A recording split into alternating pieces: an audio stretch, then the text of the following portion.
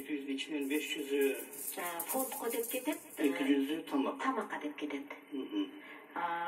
Бирок тамакка дегенде деле мында ар бир немени текшерип караганда мындай адам бирөөнү эле эмес, Кудайды да калдыбай, өзүн өзү алдыбай оокат кылса деп ошентип элек да.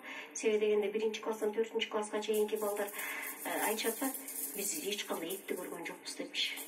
Мектептен директор айтат, жок, эт менен жасалат тамак деп. Анан ошондо эт кайда кетет, кайнап атып жок болуп кетеби деген дагы бир ой пайда болот да. Ошо кайнатып атканда казан жеп коет или тирили башка бир нерселер жеп коет. Тамак болсо айына 20 күн окуган болсо 210 сом кетет. Бир күндө 10 сомдон өкмөттөн да бөлүнөт да, мектептен канча акча.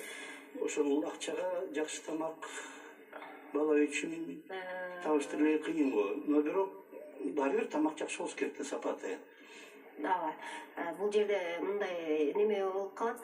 Шаардык мектептерде, эми биз регионго карап калсак, Сокулук району Чүй областы болуп, шаар мектептеринде ар бир балага 14 сомдон күнүнө 14 сом. Бала барабы, барбайбы, ал күнүнө 14 сом 20-21 күнгө эсептелинет. Биздин мектепте эле ошондой. Мамлекеттен биздин мектепке күнүнө 7 сомдон бөлүнөт. Биз берген 200 сом, ошону бөлгөнүбүздө күнүнө 10 сом, 17 сомдон айланат.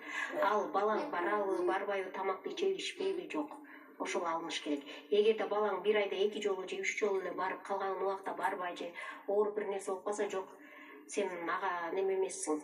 Кайтарып бербейт. Жок, кайтарып бербейт. Толук түрдө алат. Тамактыкы деп койгон, белки 500 сом эмне үчүн деп отчет бере алабы мектептин жетекчилиги? Мектеп жетекчилиги 500 сомго отчет бергиле дегенде, башында бизге таптакыр башкача берчү. 50 сомдон уборщицага, 40 сомдон охранага, анан 410 сомдон 100 сому библиотекада китептерди жаңылаганга, анан кийин дагы бир нерсе болуп ушундай болуп кеткенин